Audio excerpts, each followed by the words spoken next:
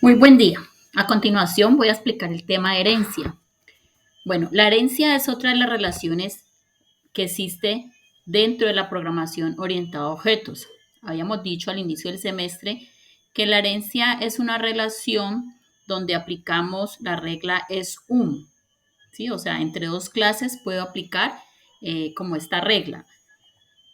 Por ejemplo, en este dibujo vemos que hay una clase mamífero que la llamamos clase base y a partir de ella se derivan la clase hombre, la clase perro y la clase ballena. Si miramos las que aparecen como clases derivadas, podemos referirnos a ella como el hombre es un mamífero, el perro es un mamífero y la ballena es un mamífero.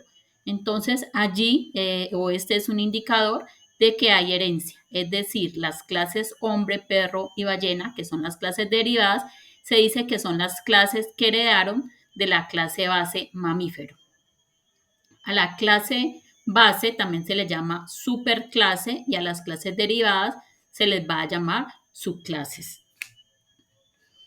Aquí también vemos otro diagrama UML donde hay una herencia múltiple. Hay una clase persona, quiere decir esto que los alumnos o las clases alumnos, secretaria y profesor son personas. A su vez, un ingeniero y un técnico son alumnos. Y un asociado es un profesor, un permanente es un profesor, un doctor es un permanente y un licenciado es un permanente también. Como vemos, hay herencia múltiple. Bueno, ¿qué es lo que va a permitir la herencia? La herencia, en términos de programación, nos va a permitir la reusabilidad de código, tanto de variables como de las funcionalidades que se han definido en otras clases. Porque los métodos o variables que se definan en las clases bases, cuando derivemos o cuando apliquemos pues esta relación, las clases derivadas van a tomar automáticamente todos los atributos y todos los métodos que estén especificados en las clases bases sin necesidad de tener que implementar de nuevo el código en la clase derivada. Es decir, que la herencia va a contribuir con la escalabilidad de una aplicación. También porque cuando deseemos modificar o eliminar una variable, dentro del método heredado o dentro de las clases derivadas, no será necesario hacerlo clase por clase, sino que si algo se modifica en la clase base, pues las derivadas simplemente van a heredar esta actualización. Bueno, cuando tenemos una clase base, decimos, recordemos que tenemos unos miembros privados. Estos miembros privados van a ser accesibles solo para los miembros de esta clase. También hay otro tipo de accesibilidad que es la protegida. Decimos que los miembros protegidos son accesibles para la clase y para todos los miembros de esta clase y sus clases derivadas. Es decir, cuando hay herencia, las clases que se derivan o las clases que heredan de una clase base van a poder, digamos, a su vez heredar o acceder directamente a las variables o a los atributos que se declaren protegidos en la clase base. Luego eso lo miraremos a través de un ejemplo. Mientras que el acceso público significa que todo lo que esté declarado en esta sección será accesible para todos, es decir, tanto para los métodos de la propia clase base como para lo que esté en la clase derivada. Bueno, ¿cómo declaramos la herencia o cómo implementamos la herencia en C++? Entonces, la sintaxis es la siguiente. Escribimos la palabra class seguido del nombre de la clase derivada, es decir, la clase que va a tomar todo lo que está en la clase base. Luego vienen dos punticos, el tipo de herencia que se va a aplicar, porque hay diferentes tipos de herencia. Por ahora vamos a manejar la herencia pública, pero más adelante hablaremos de los otros tipos de herencia. Seguido del nombre de la clase. Es decir, si tenemos una clase empleado ya definida y quiero que una clase profesor me herede todo lo que está en empleado, pues escribimos la palabra class profesor, dos punticos, que es lo que me indica que voy a heredar. Esta sería la clase derivada y la clase de la cual va a heredar sería la clase empleado. Es decir, empleado representa la clase base y esta es la clase derivada y estamos diciendo que vamos a tomar un tipo de herencia pública. Por ahora vamos a manejar público, más adelante explicaremos qué es publi o qué otros, digamos, tipos de herencia se pueden manejar acá. Bueno, esa sería la sintaxis para aplicar la herencia. Bueno, aquí vemos un ejemplo empleado, la clase base que tiene sus atributos nombre, salario, cédula, va a tener un método que se llama dar bono y el profesor quiere decir esta flechita o esta forma, digamos, es lo que representa la herencia. Quiere decir que la clase derivada profesor tiene un atributo que va a ser escalafón, pero a su vez va a tomar los atributos de la clase empleado. Y también podría tener algunos métodos que son propios de la clase profesor. Es decir, desde la clase profesor yo puedo acceder a todo lo que esté en el empleado. Al contrario, pues no se puede. ¿Listo? Entonces, esta es la forma de representar la herencia.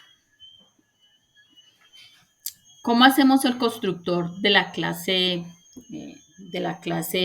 derivada? ¿No? Acá tenemos el profesor. Entonces, el profesor va a tener unos atributos que son el nombre, la cédula, el salario y el escalafón. Entonces, para que un constructor de la clase derivada pueda inicializar las variables que son heredadas, dentro del constructor de la clase derivada se debe invocar al constructor de la clase base.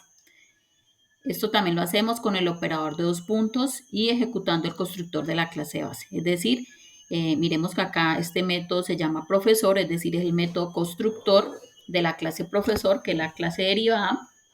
Él va a recibir como parámetros n, que representa el nombre, la cédula, el salario, va a recibir unos valores y a su vez, pues va, digamos acá, con esto le voy a decir que el método que hace le da un valor al atributo escalafón, que es el atributo propio de esta clase, es decir, a escalafón le asigna ESC, que es el nombre que tiene acá como parámetro, pero a su vez este constructor debe siempre llamar al constructor de la clase base, que en este caso sería empleado, porque el constructor de la clase base es el que se encarga de darle valores a los atributos que están definidos en la clase base, que en este caso eran nombre, cédula y salario.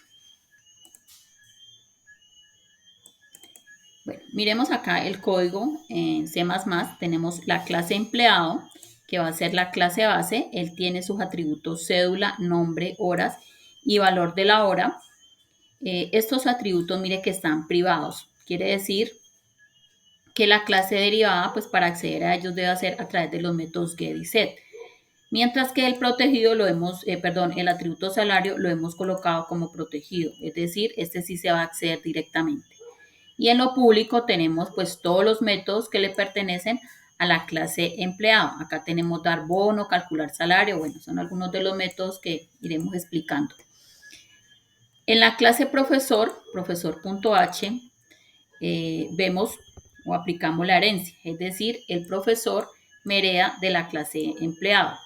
En la parte privada tenemos pues el atributo escalafón, que decíamos que era un atributo que tiene el empleado. Miremos que acá en la clase empleado no es necesario volver a escribir los atributos, en la clase profesor no es necesario volver a escribir los atributos que están en la clase empleado, porque con estos dos punticos ya le estamos diciendo que los va a heredar, es decir, automáticamente los va a tomar. Mientras que el que es propio del profesor, pues sí lo colocamos acá. Y estos son los métodos que va a tener ya como tal el profesor. Es decir, él va a heredar los que están en la clase empleado, pero a su vez va a tener unos que son propios, como por ejemplo calcular salario.